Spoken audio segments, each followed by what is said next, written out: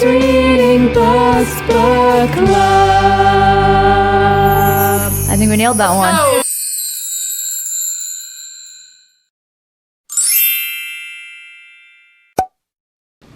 What's up, book nerds? The babes are back in town for the Babes Reading Books Book Club. I'm Roxanne. I'm Vic. I'm Nadia. And together with you, we're the babes. Welcome back. This is September's episode. September's pick. Yeah. We don't want to hear it. It's all good. Episode 9, we gave you more time to read because you guys are asking for it. Yeah, you guys are slow readers. We really wanted you to pounce upon this book because it's so deep, lots of things involved. So we decided to give you a couple extra months. Yeah. So here we are doing September's book of the month, The Midnight Library. It's Nadia's pick, so let her take it away. Let's give them a synopsis. Yeah. Oh, the synopsis. Yeah. All right. Between life and death, there is a library. When Nora Seed finds herself in the Midnight Library, she has a chance to make things right. Up until now, her life has been full of misery and regret. She feels she has let everyone down, including herself. But things are about to change. Dun dun dun. Thank you. The books in the Midnight Library enable Nora to live as if she had done things differently. With the help of an old friend, she can now undo every one of her regrets as she tries to work out her perfect life. But things aren't always what she imagined they'd be. And soon her choices place the library and herself in extreme danger. Before time runs out, she must answer the ultimate question. What is the best way to live? Wow, what a good question. What was it, brain teaser? Not really, you know what I mean? Like a brain puzzle. There's like a saying, like brain... Thought-provoking question. Okay, yeah. That's the I love you're like, okay, that was right. That was spot on. And then you're like, okay, fine. Yeah. They were going with that It'll one. hit me eventually. Okay.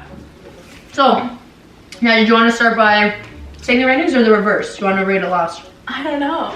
You guys get your pick. I don't know. Okay, I'll go. I don't know. What do you want? I'm going to go last always, but that's because I'm very dramatic about my ratings. Okay, I've never fine. Okay, I'm here to say this might be my favorite book that we've read on the podcast. Not only on the podcast, but in my whole life. Wow. One of. I can't say it's like the top, but I love this book. I'm gonna give it a 5. Nice. I just love everything about it, and I think I knew I was gonna love it, and I think that makes it even more like valuable because I went in like with such high expectations, and I still loved it. So yeah, I feel like this is like you said, a very thought-provoking book, and I love like the existential stuff, and I feel like this really honestly, I feel like this came at the perfect time for me too, because just like the last few weeks, I'm kind of like, what am I doing with my life? And this is like exactly that. It's perfect for that kind of like mindset. So yeah, I loved Nora. I loved like all the different lives she got to experience. I think there was a lot of like good life lessons and like things like that, and it was just entertaining all the way through. Very easy to read, short chapters, which is good for me because I get bored in long chapters. Yeah, I just loved it.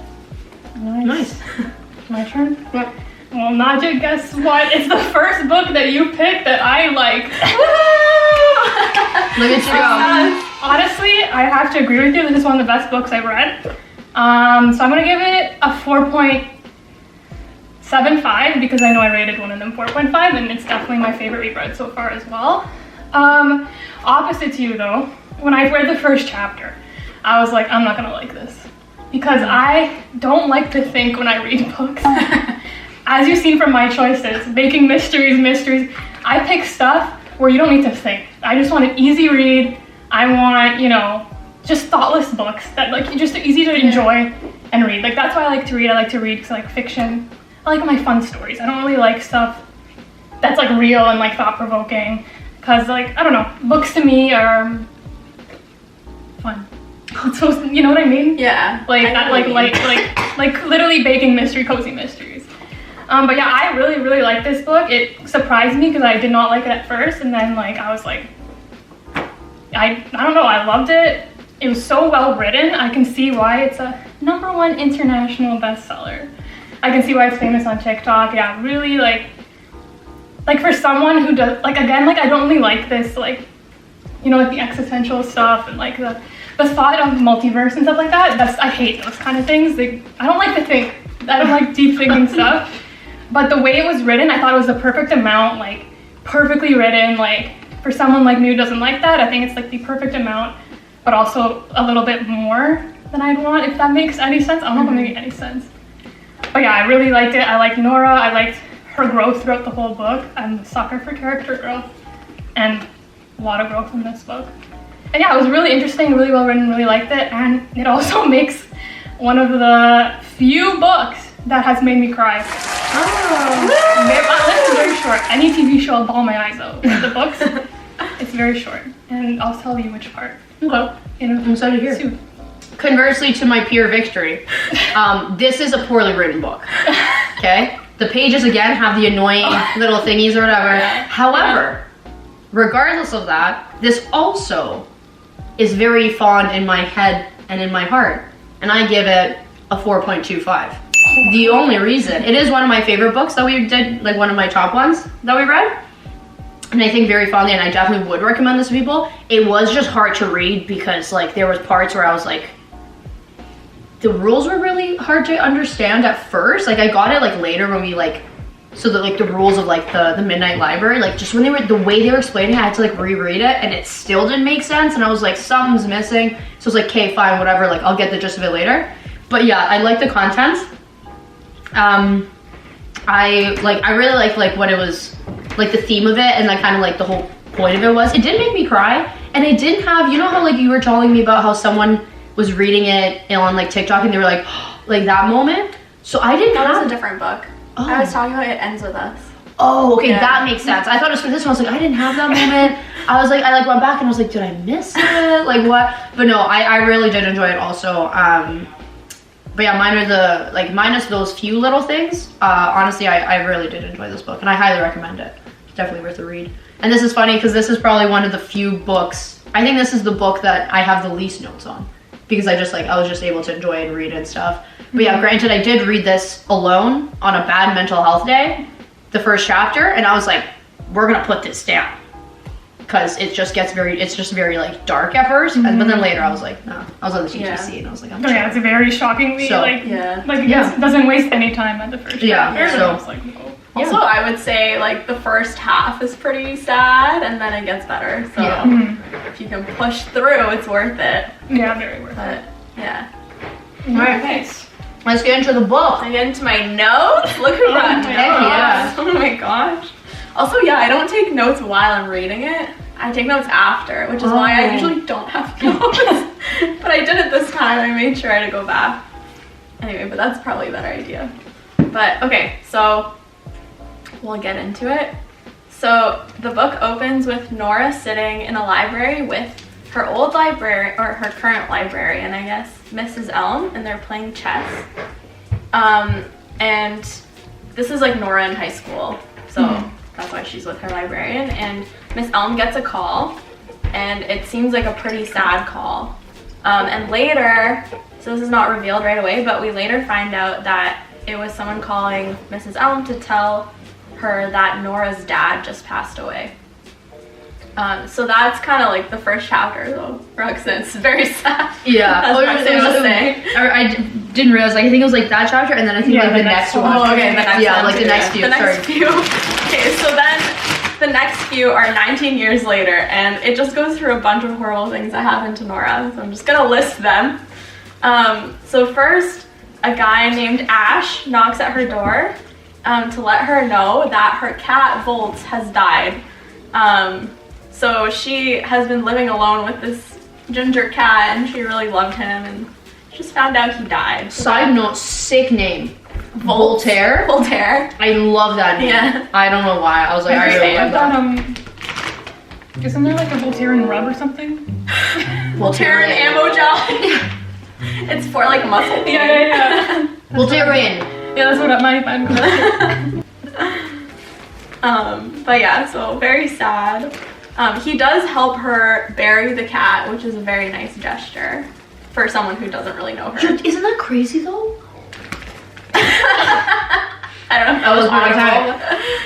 I don't know why, but like the part about burying the cat, and then I just was thinking about like, I guess I never had pets, so this never has become an issue for me. But like when they die, you gotta get rid of them. Yeah. And I was like, that's bleak. Yeah. Like, Yeah, so sad. I mean, usually you do it at the vet, and the vet just does it for you. does the vet keep the dead? And they like take care of it. Okay. But I guess if it whatever unexpectedly, then Yeah. Yeah, because my neighbor has a cat buried in his backyard for sure. Well, there's like flowers and like a little memorial. So I'm like, I think it's a cat. Like I don't know what else. I do love you being close enough to enter your neighbor's backyard and see the memorial, but not close enough to know that the cat's buried there. Like you're just like, I'm guessing. I don't know what else it could be. But and then same day, she loses her job at String Theory, which is the local record shop and like music shop. So that sucks.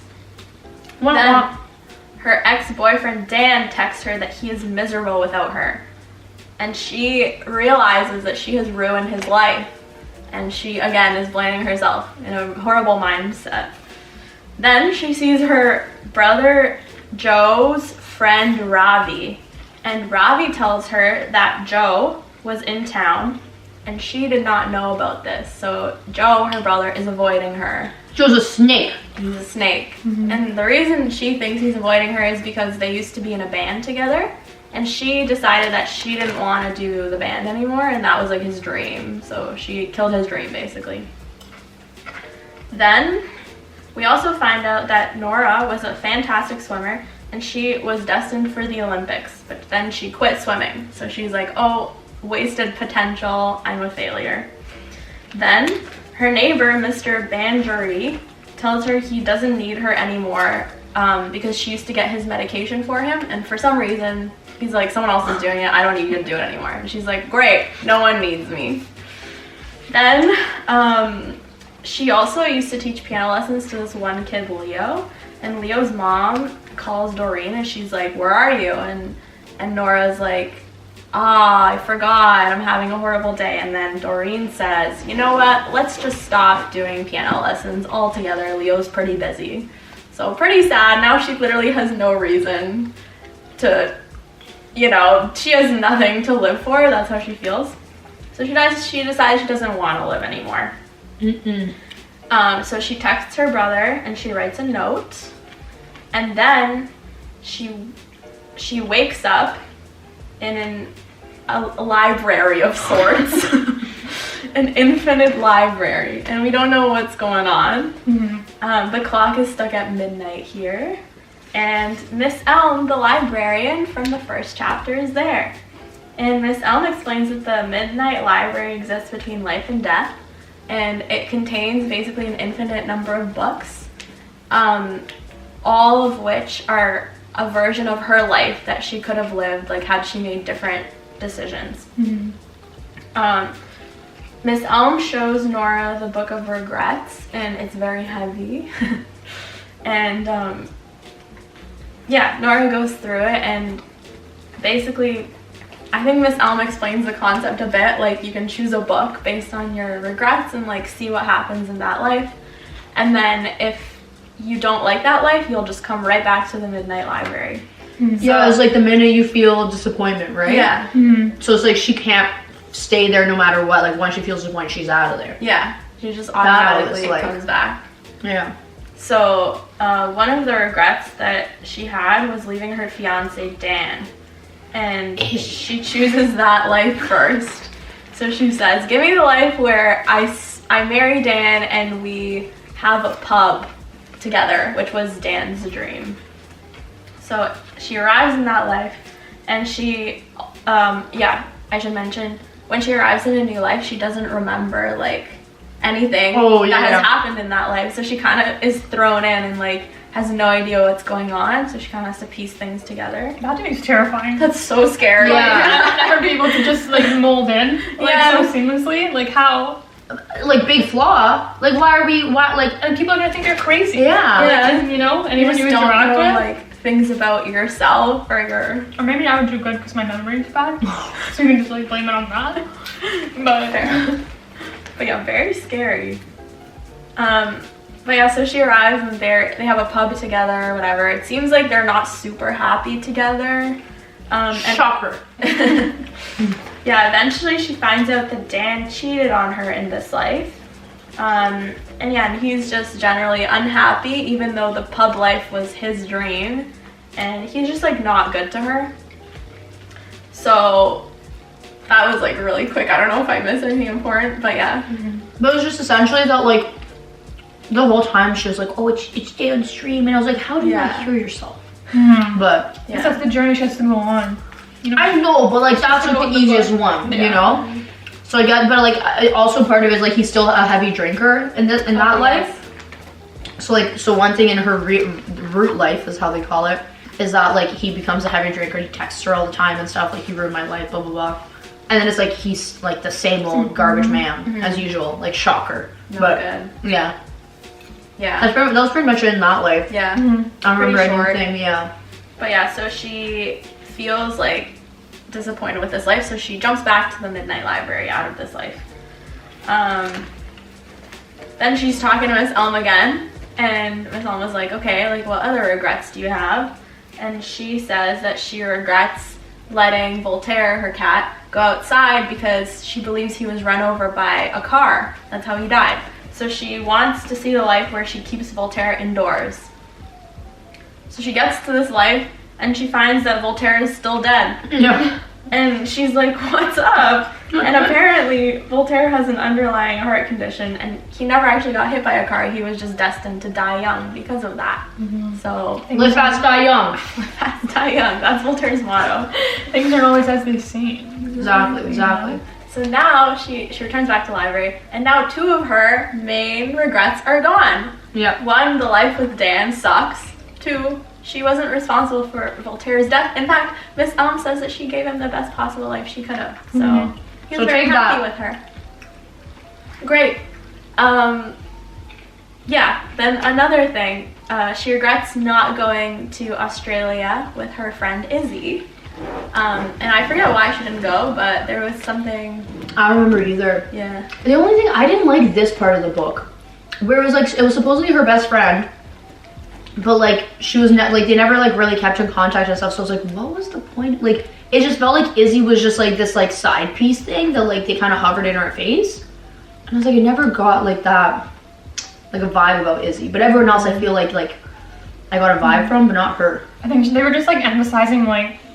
I thought she felt so guilty that she didn't go to Australia with her, that she felt so guilty to even talk to her. So she was just pushing her like away and not reaching out to her. Yeah.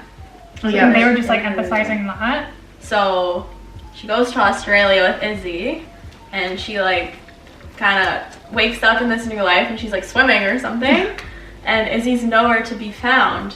And she goes like back to her apartment. And she asks her current roommate about Izzy, and this current roommate informs her that Izzy died in Australia, and she died in a car crash. So very sad. Rip, yeah. Are you kidding me? That would freaking instantly send me out of that life. Yeah, and it did. I'm pretty sure it sent her instantly out of the life. Like I was like, geez. I don't really remember how we get into this one, but another one of her regrets is that she quit swimming at a young age. Oh, yeah. So she was apparently like a very good swimmer in high school, and like, yeah, her dad really wanted her to pursue it, but she didn't want to, so she quit. And so she asks for the life where she becomes an Olympian. And so she does. She is very famous in this life, and she's retired at the age of 28. Crazy. Must be nice. I wish. But and also, so in her root life, her dad died, as we discussed, but in this life, her dad is alive. So that's like, at first she's like, wow, this is great, like my dad is alive. And he's married to a woman named Nadia. Yeah, I saw, I was like, whoa. I was like, oh my god, me? But yeah, turns out her dad cheated on her mom with Nadia, so Nadia's not the best character. And yeah, Nadia was mother of one of the swimmers. So basically this happened because Nora didn't quit swimming. So her dad met this woman because he was driving her to practice and stuff like that. So again, she feels responsible for like her parents' divorce and like everything that happened. And she finds out that her mom died in 2011 in this life. I'm guessing this takes place like 2019 or something, so like a decade ago. Yeah. I can see that. Because also in the root life, the mom also died. Like before Nora tried to kill herself, the mom was dead, but she was sick. Yeah. And then, so it's like the mom dies, and then she broke up with Dan. So like that's kind of the timeline. That's why she didn't go to Australia. It was because of her mom. Oh yeah. Because she had to take care of her mom. That was when her mom. I forgot about that. So in her root life, she takes care of her mom before her mom dies. In this life, where she's the Olympian, she finds out that she was not there when her mom died because she was like in some European championship or whatever. And she also finds out that her mom had been drinking heavily after the affair. And it seems like just like she really wasn't there for her mom in this life. So, however, she does have a good relationship with her brother in this life. Whereas in her root life, she did not even talk to her brother. And he's her manager because she's a famous Olympian. Anyway, the mom thing, I think, sends her out of that life because that's a huge like disappointment. That's what I'm saying, but she didn't get sent right away. Yeah. She got sent while talking, so I was confused with that because it was like, even with the Izzy thing, like I'm pretty sure it like pretty much sent her fully, but like when she read the thing and then she got sent out. But for this one, like she found out about the mom, and then like even when she found out about the cheating, she didn't leave.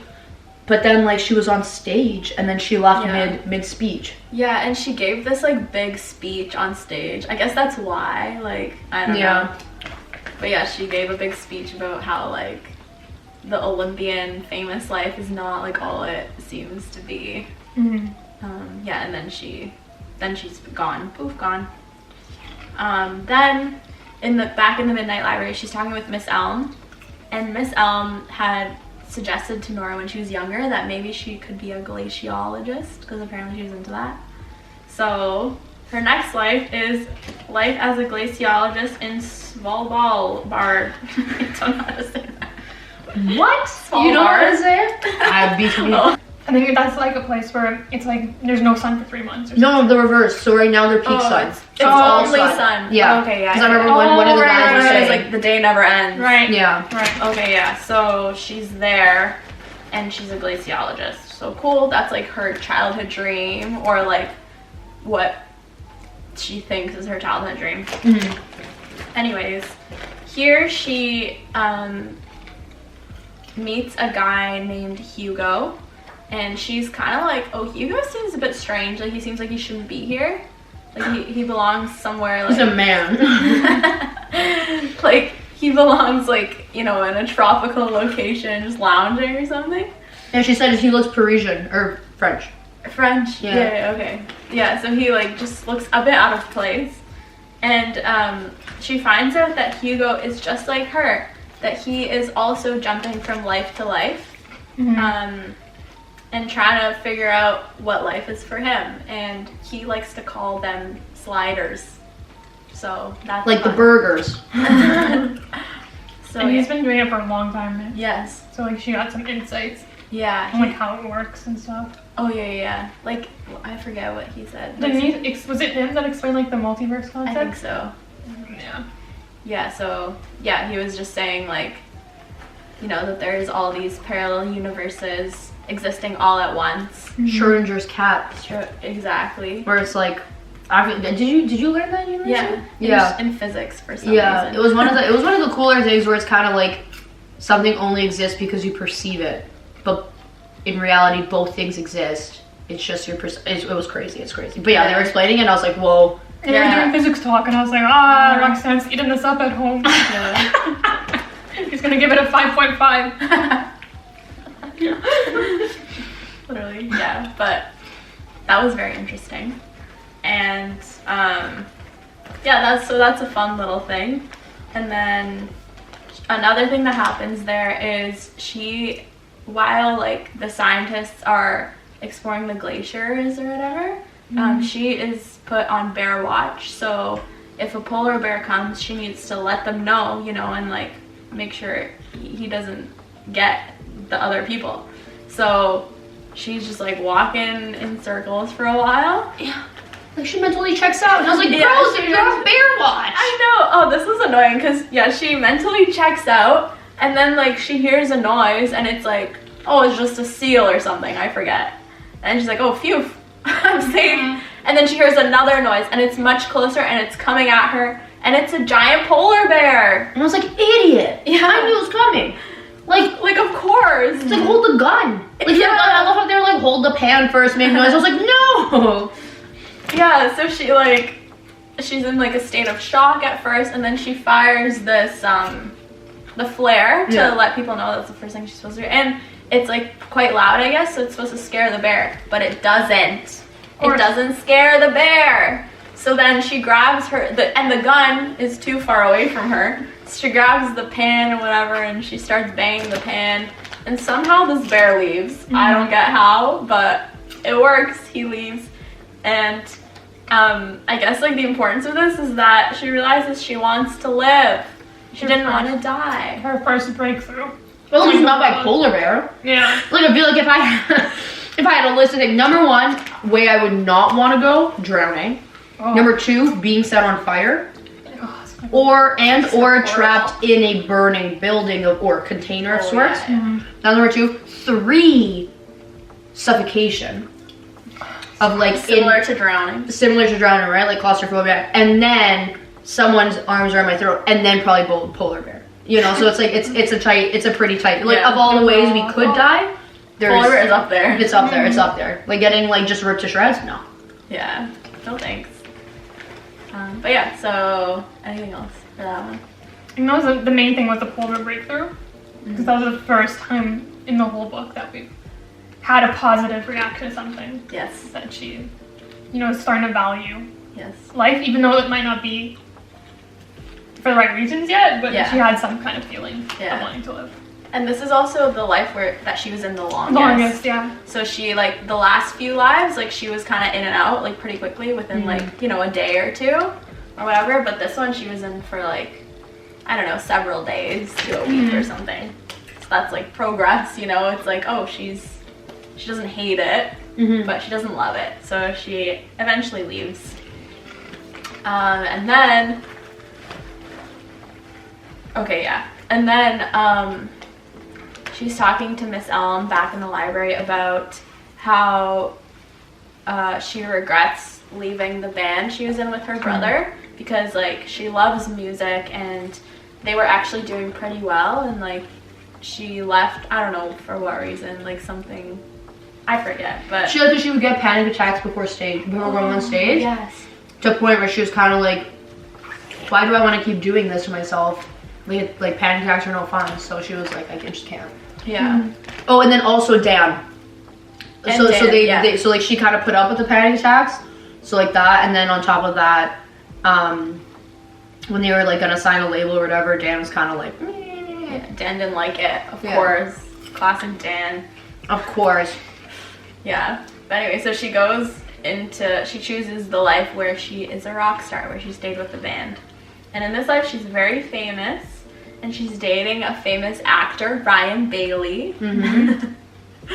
Which is, I think, just Ryan Reynolds. A parody on Ryan Reynolds. Oh, really? I don't know. It took me forever. I was like, is this a real guy? And then my phone was Or dying, so I Ryan. couldn't even look it up, and I forgot. Who's the other Ryan? Ryan. Seacrest. Gosling. Secrets. I mean, Fairy. That's another What was Ryan. the first name you said? Reynolds. Ryan Reynolds. Right. I was thinking, when you said Reynolds, I thought Seacrest. That's so funny. I haven't thought of Ryan Seacrest in years. Literally same, but for some Since, reason like, he's on my American mind. But so she's dating him. Oh, wait, she broke up with him actually. So it's Yeah. like, oh, like you can tell how famous she is. You know, she's the one breaking up with Ryan Bailey. Are you kidding? Question mark, exclamation mark, TMZ, get a load of that. Yeah. And yeah, she's the lead singer of this band, so she like gets all the attention, and like she has to do a bunch of interviews where she doesn't know anything about the band, so that's kind of scary. And also, in her root life, originally she was in this band with her brother, And this band is her brother's dream. So she was kind of like surprised to find that her brother was not on stage with them when they were performing. And then later she finds out that in this life her brother died due to an overdose. So very sad. Yeah. And I think that sends her out of the life. Yeah. She was like, sayonara. Yeah, she's like, oh, my choices killed my brother. So very sad. So then she goes back and she's like, all right, that's enough of these crazy lives. She's like, give me a simple life. She's like, give me one where I work in an animal shelter. So in this life, she's back in her hometown working in an animal shelter where she feeds and walks dogs. Seems great, honestly. She's also dating a nice guy, Dylan. He has many dogs. I literally wrote, he's many dogs. Yeah, and also in this life, which is a bit significant, she finds out that Miss Elm, the librarian, is in an old people's home and she's looking very frail. Not gonna lie, as old people do, but...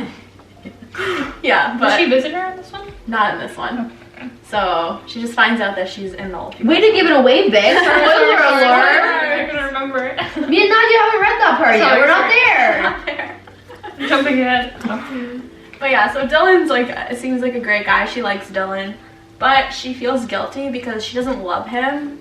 And she feels guilty and she realizes that Dylan deserves someone that loves him as much as he loves her. So she exits the life. She stayed there a while too in that one. No. It was a long time, wasn't it? I don't remember. No, she was just there. She was there the day. Because she was working at the vet and then... Oh, and then they saw a movie. yeah, and then and then she picked up the wine thing. I think the wine thing was the one that she was at Oh yeah, in that life with Dylan, she picked up a wine bottle and she was reading like a label on the back about some people that own a vineyard. And she's like, fun. So then she's like, Miss Elm, take me to a life where I own a vineyard. And so she does. She moves to California and she has a vineyard with her husband Eduardo. And sorry. Sorry, I don't know why.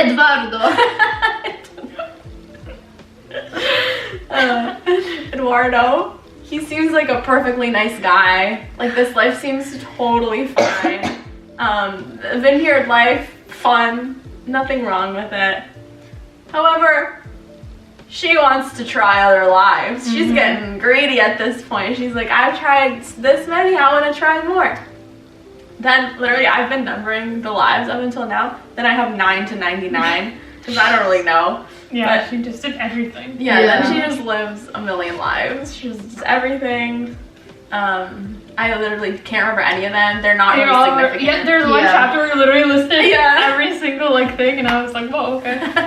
So yeah, they didn't go into detail at all. It was just saying like that she basically tried a lot, and technically would be like over years of time. Yeah. But there's like time doesn't exist. Exactly. Currently. Yeah. And basically at the end of this chapter where they list everything that she did, she's back in the library with Miss Elm, and basically it stops being fun, like jumping from life to life. At first I think she was like enjoying it, like she got to try all these different things, and then she's like, okay, like none of these lives are sticking, you know, like I just want to find the good life and stay there. And it's at this point that the library goes dark and it starts glitching, like this whole matrix thing that she's created. And I think Miss Elm like explains here that like the Midnight Library and Miss Elm herself are like a figment of Nora's imagination, and like it's really just her mind like trying to conceptualize like the parallel universe theory. So that's the whole thing's going down. Because wasn't also at that point that she lived all these lives and she's kind of like, okay, well, like she was starting to get worried that like it's kind of like I always get disappointed in the end. So she was I think like questioning if she was worth going on. Yeah. Too. So she's kind of like, she lived all these lives, but she's like near the end she kind of gets bored and she's like, she's like losing hope, kind of. Yeah. So this thing is, it's glitching. And after talking with Miss Elm, she realizes that the main thing she's looking for is kindness. And Miss Elm asks her, where have you experienced kindness? And I think she says like, oh, with you. I think that's why you're my librarian here. Yeah. Because Miss Elm like showed her kindness when like her dad died and stuff. Mm-hmm. And another person that showed her kindness is Ash, when he showed up and helped her bury her cat in her backyard. Just a stranger, she barely knew him. But oh yeah, she mentions that he had asked her out on a date like several years ago, and so she wishes that she accepted that date. And so she has a life with Ash. And in this life, they have a daughter named Molly.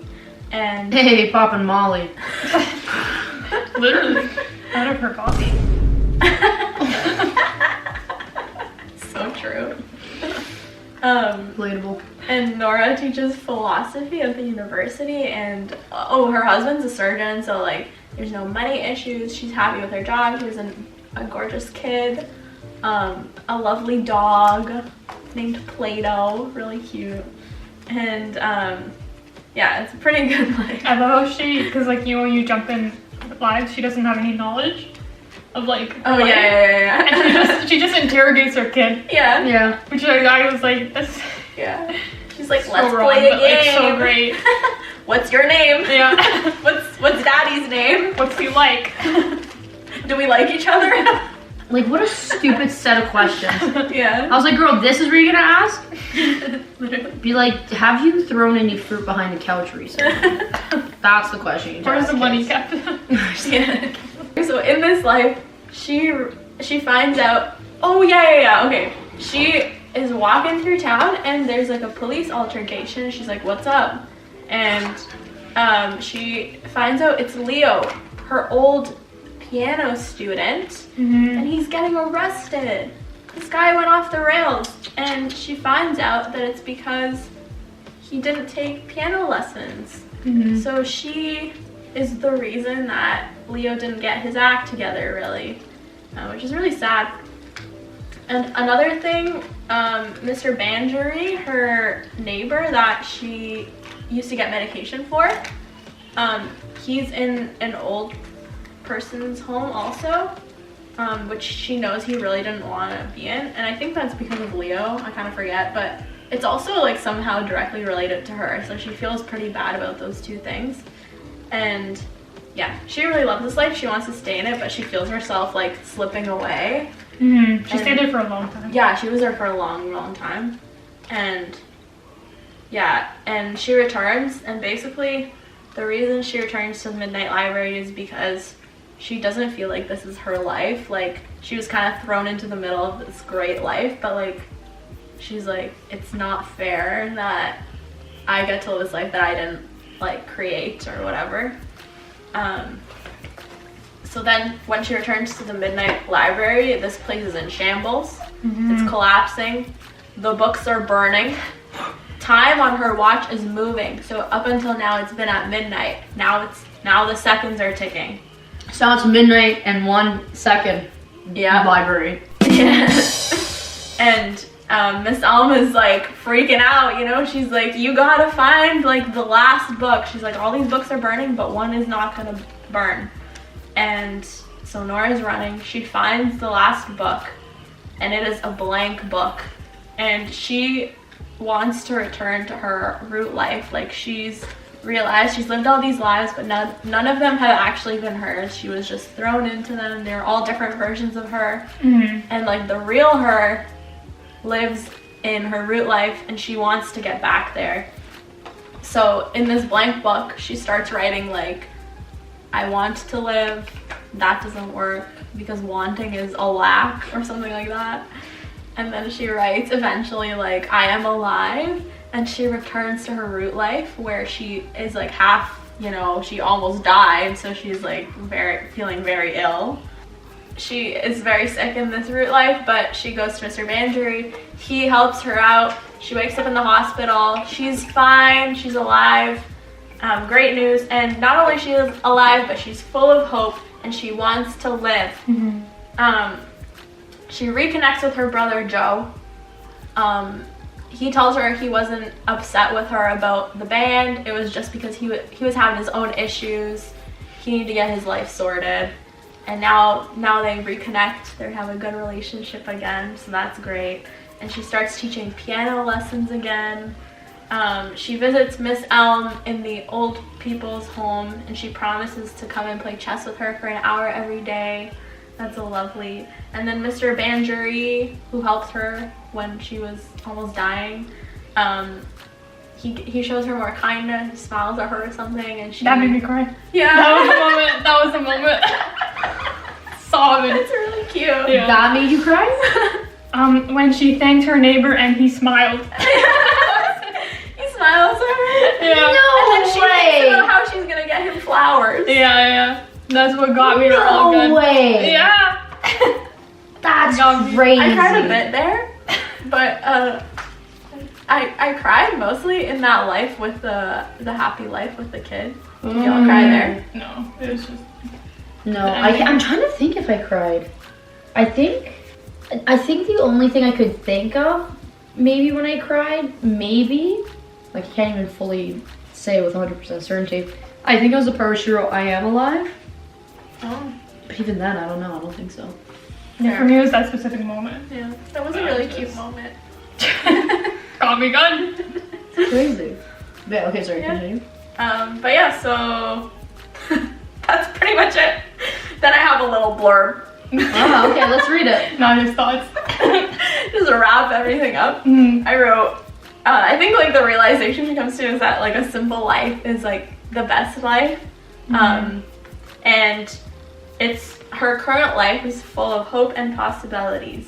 You never know if a different decision that you would have made would make your life better or worse, because she tried all these decisions that she was regretting and like most of them were worse. Mm-hmm. Oh yeah, it's best to just make the best of what you have.